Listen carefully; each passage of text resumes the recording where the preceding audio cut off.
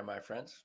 Hope this day finds you safe, healthy, and happy as always, and thriving wherever you are, whatever you're doing. Hope it's working for you. And it's another rainy day in North Carolina, but I'm here doing this is a pre-recorded show because my beloved Lisa and I'll be on our way to Nashville at the prescribed time for the usual Thursday show. So I'm doing this a couple of days early. Like I said, it's a rainy day here in North Carolina. Rainy, thunder and lightning. My sister-in-law's house, Lisa's sister got hit by lightning today. Put a little damage on the outside of the house, but blew out a piece in the inside wall, probably a foot and a half across. I mean, it's from the picture that she sent us. Looks like it's like a hole this big and that tall, and yikes. Anyway, so we're going to go to Dr. Holmes here and see what he has to say in my favorite starting book, This Thing Called You. And in This Thing Called You today, just randomly opening the page, it says, the kingdom of God, the glory of God is here and now. I am forever a part of this being, of its being. The perfect law of God is now operating in my affairs. There is no strain, stress, or fear in my life. I am in the presence of radiant joy, of divine love and perfect power. You know what? I want to read that again. This is an important message, and it's really very interesting. And of course, you always wind up when you pick something like this up, just randomly, you always wind up with something that you needed to hear, but maybe you need to hear this too. The kingdom of God, the glory of God is here and now. I am forever a part of its being. The perfect law of God is now operating in my affairs. There is no strain, stress, or fear in my life. I am in the presence of radiant joy, of divine love, and perfect power. That's again from This Thing Called You. And it just, it makes me think for a second here about a favorite expression that is really words to live by, and that is never lose sight of God. I've always liked that one. It's one of the reasons I like it is because it's so hard to do all the time, to never lose sight of God, to never have a bad moment, to never be in fear, to never be in anything negative, guilt, shame, regret, never be there, to never be focused on lack or limitation of any kind, to always know I am a divine being. I am an emanation of that divine. I am. Those are, whatever words we ascribe to God, to the overarching creative intelligence of the universe. In the Bible, it's just I am. I am that I am. A little sip of CBD infused coffee. And whenever we say that I am, it's a very powerful statement, because it really is, it's like channeling the divine. I am prosperous. I am abundant. I am fearless. I am talented. I am accomplished. Whatever the words are that you want to attach to I am. It's an old expression. I am is very powerful. Be careful with the words you are to attach. The words, be careful what the words are that you attach to it, because those words will come back to own you. So if you start to say the negative things, I am sore, I am sick, I am poor, whatever those things are, those aren't going to work for you. And in that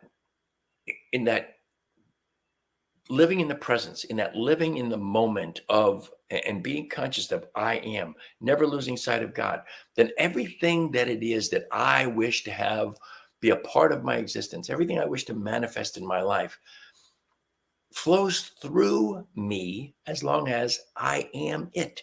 When we talk in terms of whatever you want in this life, you have to embody it. Well, embodying it really is I am it. I am my RV. I am my pickup truck to pull it. I am this beautiful house in the country, which has manifested for my beloved Lisa and I. I am all that I need, all that I require and desire flows through that I am. So it's interesting to pick that up today from Dr. Holmes, because I am. Wow, I need to just rephrase that. I was going to say I am struggling today, just with frame of mind, but that's not that's not going to get me out of that frame of mind. I am positive. I am upbeat.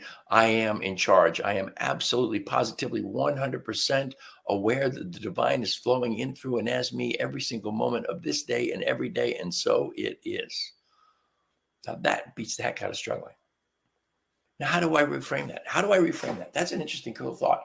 Okay, so rather than say I am struggling, how do I express that in such a way that I take the acknowledgement that it is less than perfect and turn it into perfection, all in the same sentence, in the same breath? I am beyond the struggles of this day. I am transcending the struggles of this day. I have transcended. I am transcendent of the struggles of the day. How would you do that? How would you make that happen? It's an interesting thought for me. Some days are just, some days are just, they're just tougher than others. And I think there's a little bit of a thing here with me. I'm used to Colorado where I lived for 46 years, and Denver famously has more sunny days than Miami.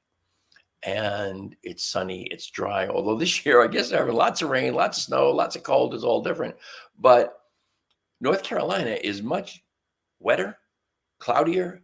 There's more storms. There's more thunder and lightning. I've seen more thunder and lightning in the whatever it is now, 19 months that I have lived in North Carolina. I've seen more thunder and lightning here than I saw in the last 10, 12 years in Colorado.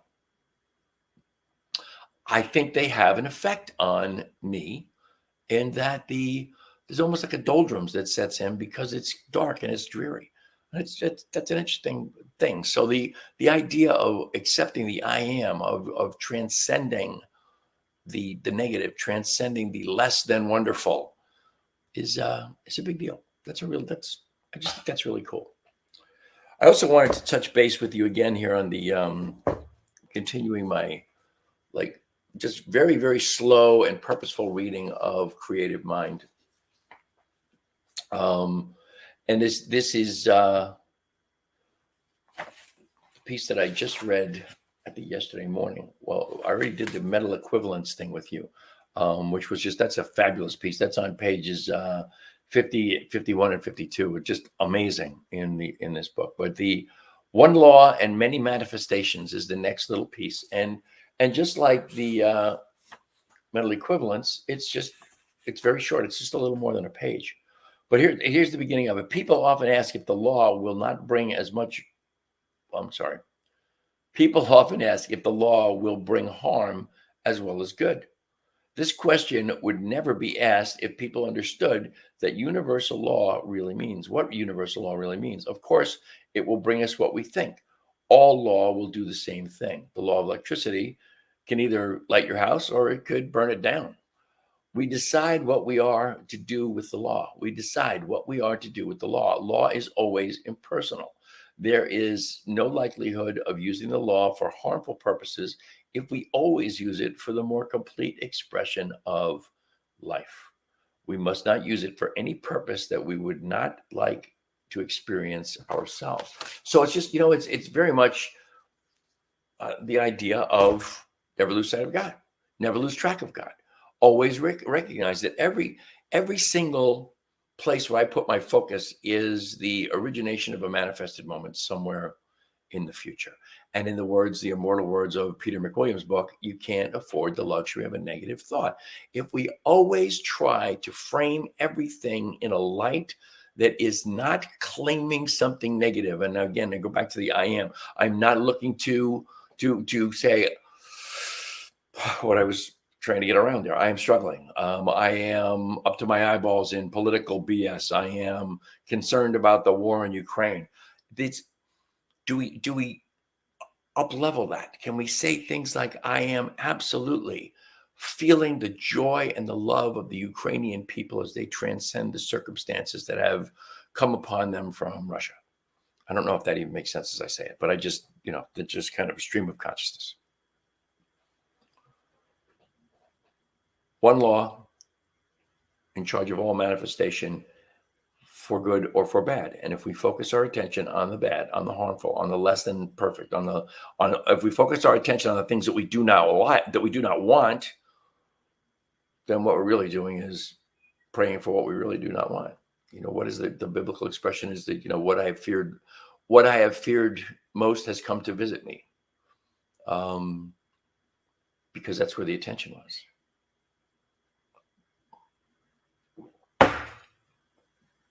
Important to put the attention on the positive, put the attention on what it is. What do I require? What do I desire? What is it that I really want to experience in this world? That's where my attention needs to be.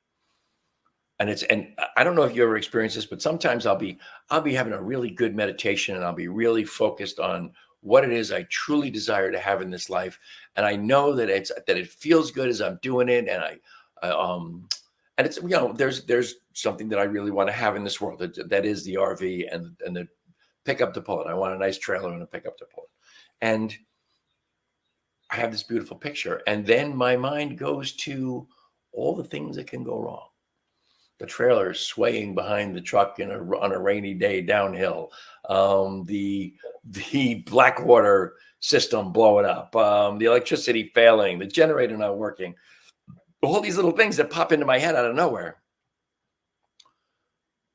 And as I have been working on this whole idea of where is my attention, I'm learning that you have to recognize that as soon as you possibly can. You have to leave it, get out of there, move on to something else, move on to something more positive. And again, we don't want to ever get into the spiritual bypass thing where, it's all good, because it's not all good. Sometimes it really looks like suck, but how do I frame that into what am I to learn from this? What is this trying to teach me? What is the direction that I'm just change here? Every single thing that happens at its heart is compassionate and good. What is the compassionate and good in this particular set of circumstances?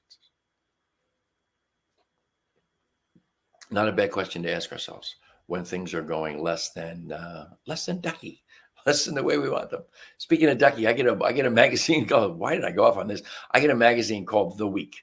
And I love The Week because it is a magazine that gives you perspective from both sides of every issue, be it an American issue, a European issue, an Asian issue, a Japanese issue, Chinese issue, it doesn't matter.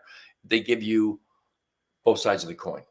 And sometimes they give you several sides of the coin, but there's always specifically a liberal and a conservative take, if you will. That's drilling down a little bit too tightly, because these are all, it's all taken from journalists, from their writings, from articles, from books, but it's all current events, and it is all the commentary that is accompanying that current event from wherever. Okay. And one of the things that they have this little blurb on, usually on page 8, I think, if I'm not mistaken. It is a good week for and a bad week for. And there's usually 3 items in each one.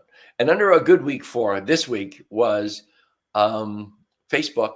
I think it was Facebook or Google or one of them acknowledging that there will never be an instantaneous autocorrect to duck, ducky, or ducking. If you're dropping an F-bomb, you'll get your F-bomb. It will not autocorrect you to a waterfowl. So that just catches my fancy because, of course, being an old hippie, the F-bomb is one of my favorite words. I mean, it can be adjective, adverb, noun, verb. It's the perfect descriptor. It's the perfect exclamation. It's a good word. Another sip of my coffee, if you don't mind.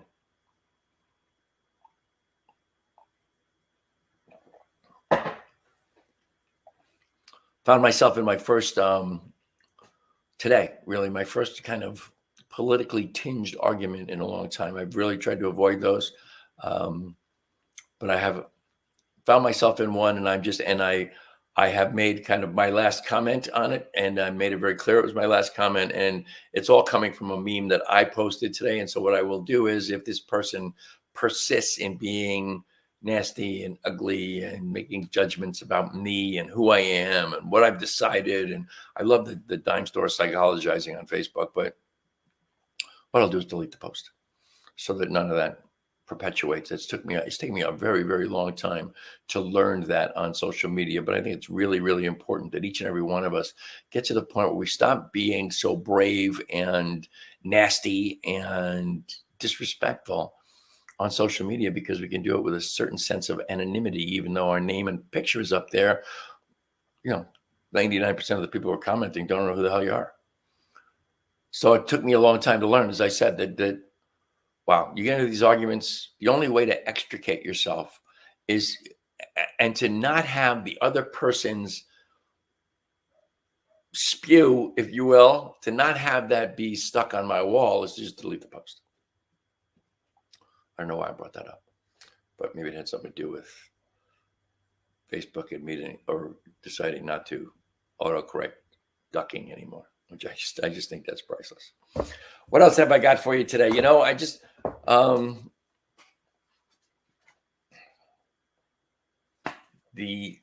think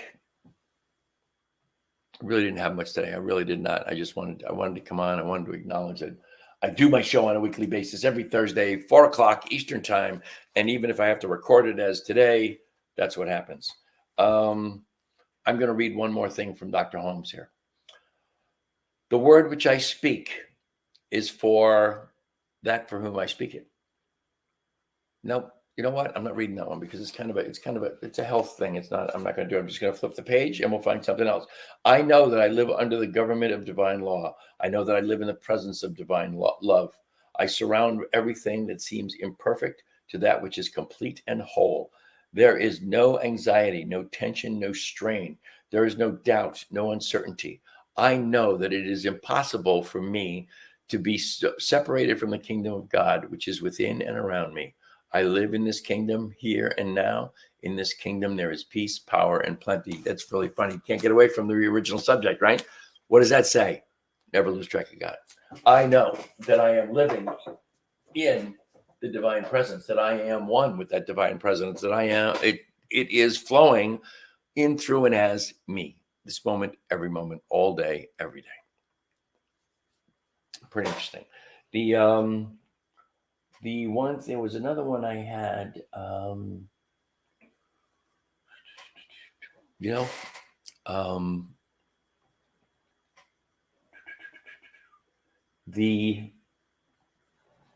don't know. I'm looking at some notes. I just stuck out of the picture, just looking at some notes. This is a rather disjointed show today, and I apologize, but I'm working on building my business. And in building my business, I'm finding there are challenges with some things that I don't really want to do. And what I'm working on is, how do I get through the things that I really don't want to do? How do I get past them? I'm not sure if I mentioned this on a show yet, but I saw an interview with, I think I did mention this, with Jerry Seinfeld being interviewed by Howard Stern.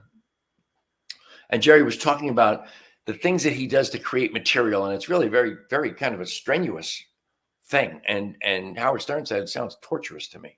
And Jerry admitted that it was. But what he said was, what he has found is something that tortures him, that benefits him, that he enjoys being tortured by, and he makes use of it. I think that's really, really something that resonates with me on a good many levels. I don't want to be...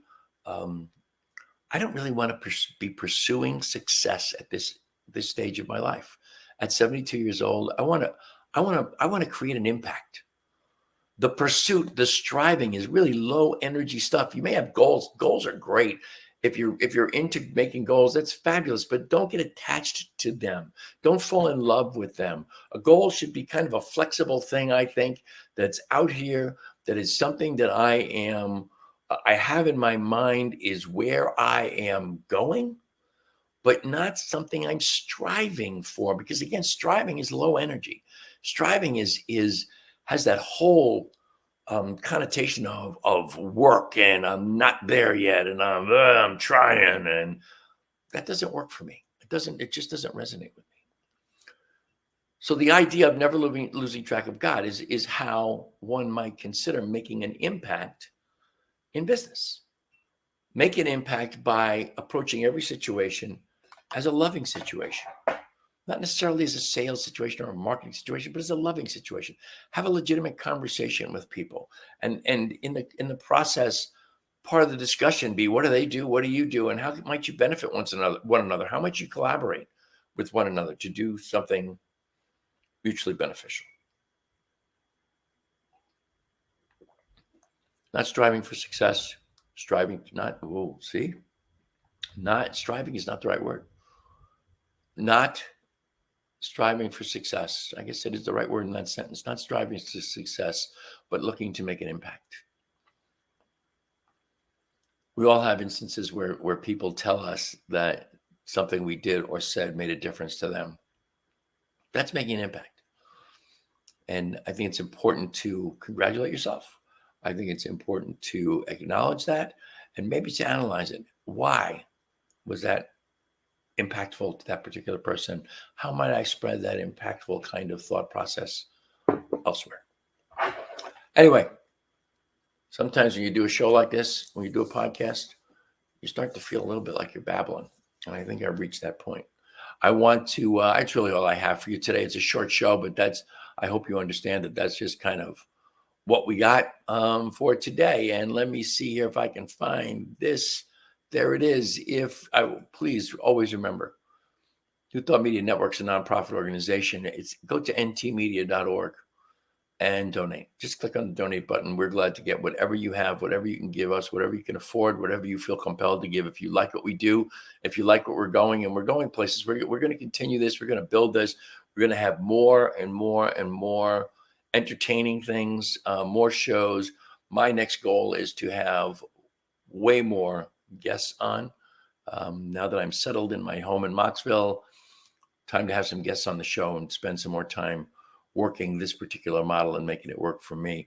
Of course, the sponsor of the show is HempWorks, the absolute best, cleanest, purest, most potent CBD oils on the planet. 3 different concentrations of 500, 750, and 1500 milligram in both full spectrum with the legal limit of 0.3% THC or less, and broad spectrum THC free entirely. 7 different flavors. I have been sipping on my CBD infused coffee, our HempWorks coffee. There are 5 milligrams of CBD in every straw stick of coffee here. I usually mix it with a half blend of my regular coffee, my coffee beans, and I mix 1 stick of that with my regular coffee for the afternoon. It's delicious. HempWorks is our sponsor. HempWorks.com/Ken Ludwig. You know, HempWorks is part of a company called My Daily Choice. My Daily Choice is that's the crawl across the bottom there. MyDailyChoice.com/Ken Ludwig. There are 10 different brands that are house brands, all of which we control, HempWorks being one, as I said. But there are now 4 or 5 other brands we have just added in June. This is going to be the Amazon of network marketing. This is the marketplace. Go check out the My Daily Choice marketplace. You will be amazed at the quality of products that we are bringing on board. And these are not products that we're creating or going out to find. These are actually companies that are applying to us to be a part of the MDC family, the My Daily Choice family. So please go check them out. If you want to reach me, you can send me an email at teamrockitnow@gmail.com. I'm going to change that email address here shortly to something a little bit more vibrant living like. You can find my beloved Lisa and I on Facebook at our branded Facebook page, Vibrant Aging, which of course goes hand in hand with Vibrant Living. And I want to go once more to make sure that you are, aware of how to donate. New Thought Media, ntmedia.org, and click on donate. And we're thrilled with whatever you give us, as I said before. So that's it for me today. I am, as always, I'm immensely grateful for the great gift of your time and your attention. I wish you all the love and all the blessings the universe has to offer. I hope you will join me every single Thursday at 4 o'clock Eastern Time, 2 o'clock Mountain Time. Until the next time, my friends, namaste.